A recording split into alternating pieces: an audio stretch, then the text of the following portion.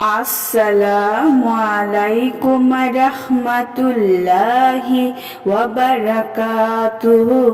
সুপ্রিয় সম্মানিত দর্শক ও শ্রোতা, আশা করি মহান রব্বুল আলামিনের দয়ায় আপনারা সকলেই ভালো আছেন। প্রিয় দর্শক শ্রোতাবৃন্দ, আজকে হযরত আলী রাদিয়াল্লাহু তাআলা আনহুর ঘটনা বর্ণনা করব। খায়বারের ঐতিহাসিক দুর্গ বিজেতা। আশা করব ঘটনাটি শেষ পর্যন্ত শোনার। খায়বারে ইহুদিদের একটি শক্তিশালী দুর্গ ছিল। দুর্গটি এত উঁচু উঁচু দেয়াল দিয়ে ঘেরা ছিল যে শত্রুদের তীরের আক্রমণ তার উচ্চতা অতিক্রম করতে সক্ষম হতো না। রাসূল সাল্লাল্লাহু আলাইহি ওয়াসাল্লাম ওই দুর্গের কাছে তাঁবু ফেললেন। রাসূল সাল্লাল্লাহু আলাইহি ওয়াসাল্লাম প্রথম দিন হযরত আবু বকর রাদিয়াল্লাহু আনহুর নেতৃত্বে অভিযান প্রেরণ করলেন। ইহুদিদের সঙ্গে মুসলমানদের তুমুল যুদ্ধ হলো, কিন্তু দুর্গ জয় করা সম্ভব হলো না। পরদিন রাসূল সাল্লাল্লাহু আলাইহি ওয়াসাল্লাম হযরত উমর রাদিয়াল্লাহু আনহুকে বাহিনীর প্রধান বানিয়ে পাঠালেন।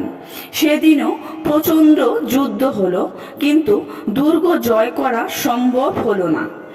ওই রাতে রাসূল সাল্লাল্লাহু আলাইহি ওয়াসাল্লাম বললেন, আগামীকাল আমি এমন এক ব্যক্তির হাতে ঝান্ডা দিব যে আল্লাহ ও তার রাসূলকে ভালোবাসে, আর আল্লাহ ও তার রাসূলকে তাকে ভালোবাসেন।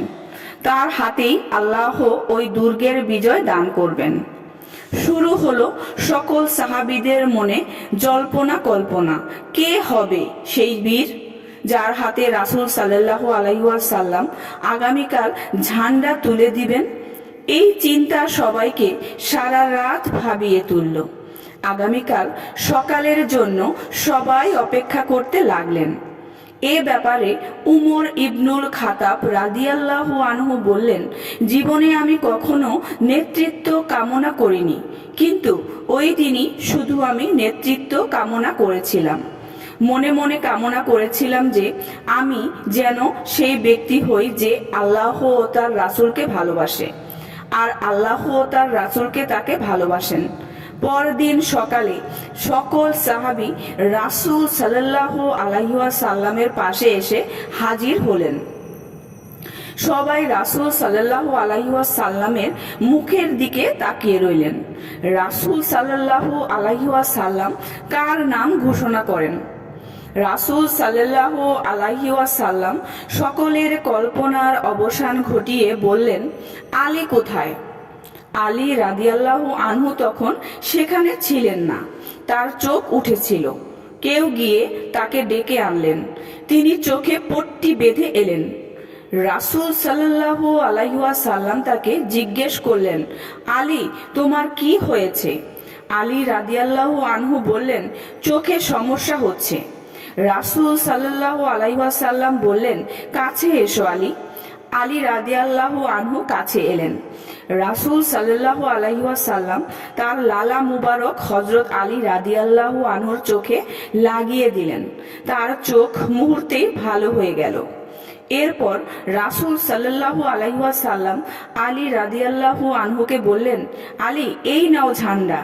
আল্লাহর পক্ষ থেকে বিজয় না আসা পর্যন্ত এ ঝান্ডা তুমি বহন করবে।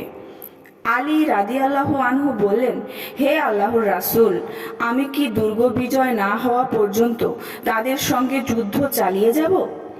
রাসূল সাল্লাল্লাহু আলাইহি ওয়াসাল্লাম বললেন, প্রথমে তাদেরকে ইসলামের দাওয়াত দিবে এবং তাদেরকে অবগত করবে যে তাদের উপর আল্লাহর কি কি হক ওয়াজিব হয়েছে।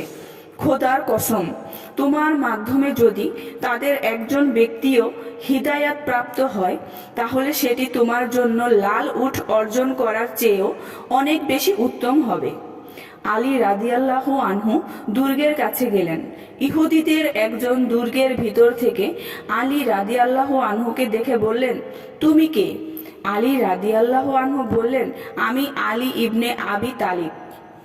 তখন ওই লোকটি বলল, ওই কিতাবের কসম যা মুসা আলাইহিওয়াসাল্লামের ওপর অবতীর্ণ হয়েছিল। তুমি অবশ্যই আজ বিজয়ী হবে। সুপ্রিয় সম্মানিত দর্শক ও শ্রোতা, ঘটনাটি আজ এই পর্যন্তই। ঘটনাটি যদি ভালো লেগে থাকে অবশ্যই চ্যানেলটি সাবস্ক্রাইব করবেন, লাইক করবেন, কমেন্ট করবেন এবং বেশি করে শেয়ার করে দিবেন। সবাই ভালো থাকবেন। আল্লাহ হাফেজ।